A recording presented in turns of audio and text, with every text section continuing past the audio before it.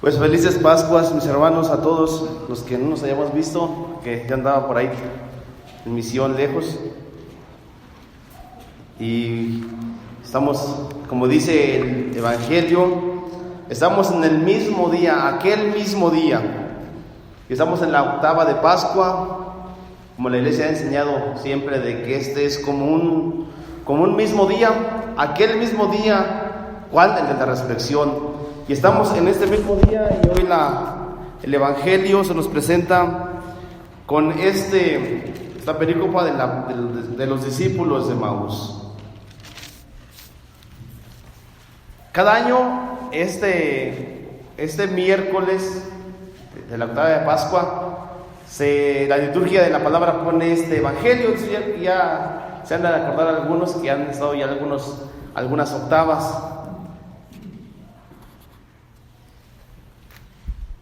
Dicen algunos expertos en la conducta humana que el buen humor es expresión de madurez humana, que el buen humor es un signo pues de que alguien ya maduró, ya se ríe pues de cuando alguien, por ejemplo, a lo mejor le habla mal de él, o sea, toma en buen humor las cosas incluso adversas, que esas no faltan, ¿verdad?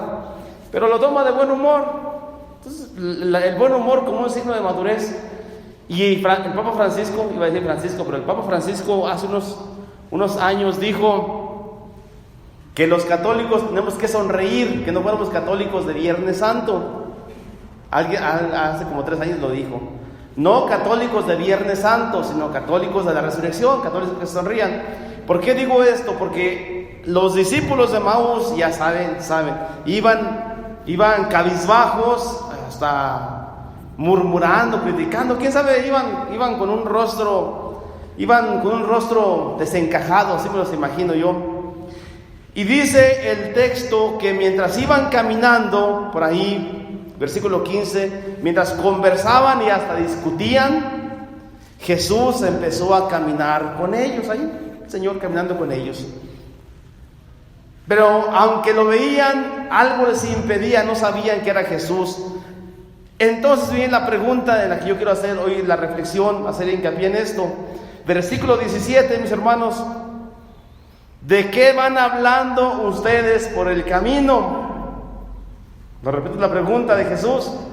¿De qué van hablando ustedes por el camino? Ya los había visto. Iban esos. Y Jesús pues había escuchado por el camino. Iba así como que con un ojo al gato y otro de garabato, entonces ahí. Y se dio cuenta pues. Y esta pregunta de Jesús a mí me hace mucho ruido, precisamente uniéndolo a lo que decía el Papa Francisco hace unos ayeres, de que no católicos de Viernes Santo, católicos con una sonrisa. Y agregándole pues que el buen humor es signo de madurez. Entonces, la pregunta es, ¿qué ha hecho la resurrección de Jesús? ¿O qué está haciendo, o qué tiene que hacer en este tiempo y en nuestras circunstancias y en nuestra conciencia? Creo que esa es la pregunta. Ya pasamos los días de la Semana Santa, la Semana Grande, la Semana Mayor, donde parece que la iglesia es más misionera que todo el año. Sí, la iglesia misionera es la de la Semana Santa. Pasa el domingo y ya la iglesia se desinfló, pues. ¿Dónde está la iglesia misionera? Si la iglesia misionera es después de la resurrección, pero se acabaron las fuerzas. Y pues esos días del domingo, el viernes, el jueves, viernes, sábado, sí, muchas expresiones de fe, pero sí somos conscientes, mis hermanos, sí nos afecta la resurrección de Jesús aquí y ahora, y sobre todo en esta octava y de aquí hasta Pentecostés. Creo que ese es el reto. Nosotros como cristianos más conscientes que otros tenemos un deber de conciencia en ser afectados más por la resurrección de Jesús en nuestra vida.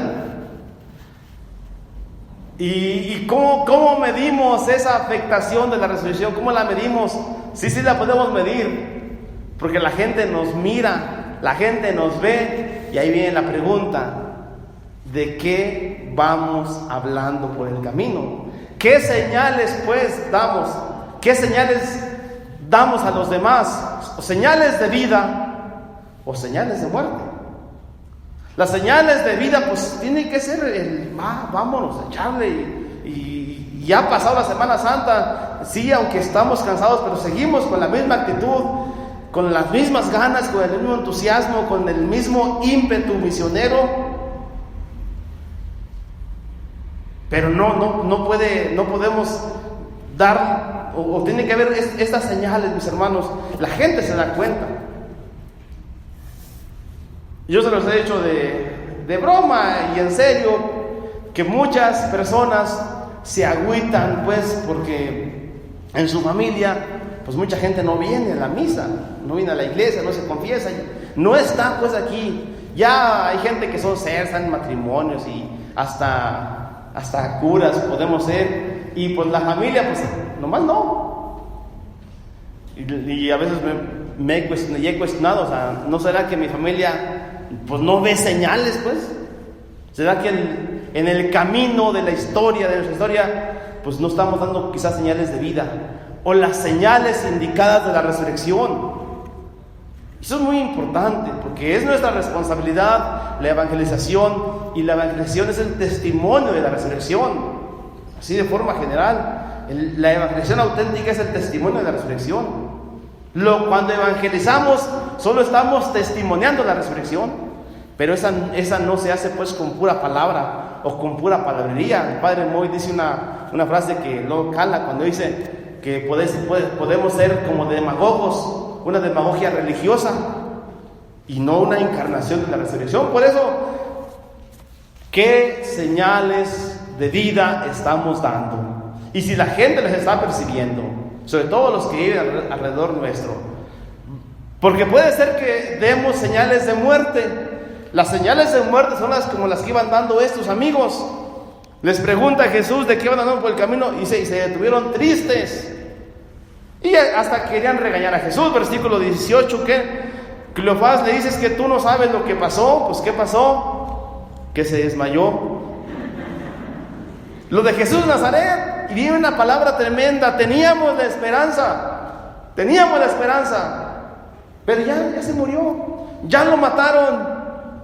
Pura señal de muerte, puro pesimismo, puro cansancio, puro desinflamiento.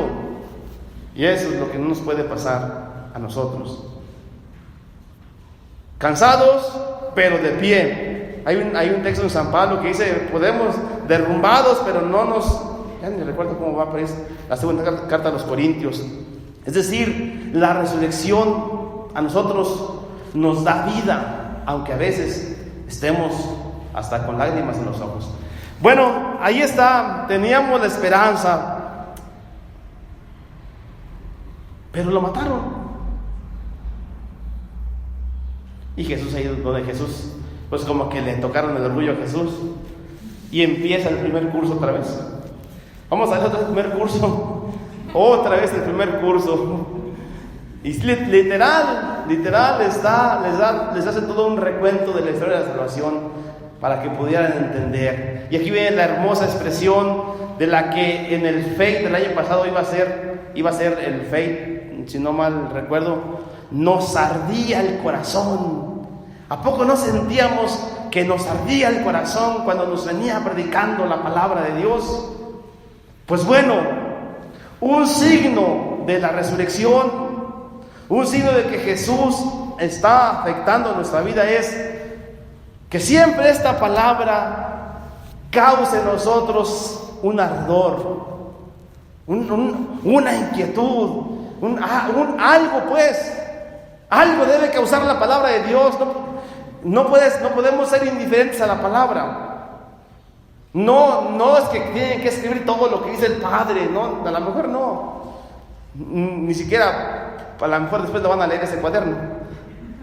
Pero que esta palabra, cuando la lean allá ustedes en su casita, o cuando la prediquemos, aquí vemos que predicamos la palabra de Dios, o en la homilía, que esta palabra siempre nos deje una inquietud, que nos den ganas de seguir escuchándola.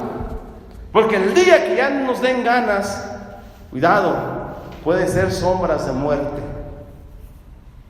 Sombras de muerte, y esas se pueden aparecer de vez en cuando. Y el otro momento poderosísimo de la resurrección, el cual ustedes y yo somos testigos cada vez que venimos a la Santa Misa, obviamente es la Eucaristía. Porque ¿en qué otro momento y en qué otro lugar podemos tocar, sentir, vivir al resucitado? En la Eucaristía. Está presente. En la fracción del pan. Ahí donde ellos, cuando les partió el pan, se dieron cuenta, ¡es el Señor! Era el Señor. Y caminó todo el camino, y hasta ahí en la Eucaristía, es el Señor, mira. Bueno, hermanos, que cada vez que vengamos a la Eucaristía sea un encuentro consciente con el resucitado. No nada más en este tiempo, siempre, porque es estar con el que vive. Venimos a una vivencia, venimos a un encuentro, no venimos a un rito, no venimos a una costumbre, como dicen allá en Michoacán, el costumbre. No puede ser el costumbre, es una vivencia real. Y fíjense nomás, después de la palabra de Dios y después de la Eucaristía, dice el versículo 34, bueno, desde 33, sin esperar más, se pusieron en camino, volvieron a Jerusalén, fueron con la comunidad y 34, lo anuncian, de veras, el Señor está vivo. Dice el 35, ellos dos les contaron cómo los encontró en el camino. Bueno, creo que esto, el fin de la Semana Santa y después de la Pascua, creo que es esto, mis hermanos, una iglesia que se renueve, que se revitalice, que se ponga de pie, que se ponga en camino, que siga anunciando al resucitado. El fin no es la cruz, saben que el fin es la resurrección y más allá, pues. Pero todo esto, yo es como que veo que todo el camino cuaresmal hacia arriba, y luego llegamos a la cúspide de la Semana Santa y como que ahí nos quedamos bien a gusto. Ya llegamos a la cima. Ya el Señor lo crucificaron, nos crucificamos con Él y ahí nos quedamos en la cima. Y no, la iglesia sigue. Entonces, pues bueno, la experiencia de los de Emaús es, después del encuentro con Él, vámonos a echarle con todo. Otro año, como cuando hacen su promesa hacerse, otro año. Y es que neta, así es. O sea, es que la resurrección es como que el gran aniversario, el gran momento, el gran kairos de la Iglesia Católica, es la cumbre y la fuente. Y de aquí hasta el otro año otra vez. Y vamos a darle, pues, que es mole de olla. La resurrección tiene que venir a impulsarnos y ponernos de camino. Si es a regresarnos a donde nos quedamos, pues a regresarnos. Si ya andábamos tiradillos, pues va. Yo nomás digo eso. Ahí está la palabra de Dios. Ojalá y que el Señor nos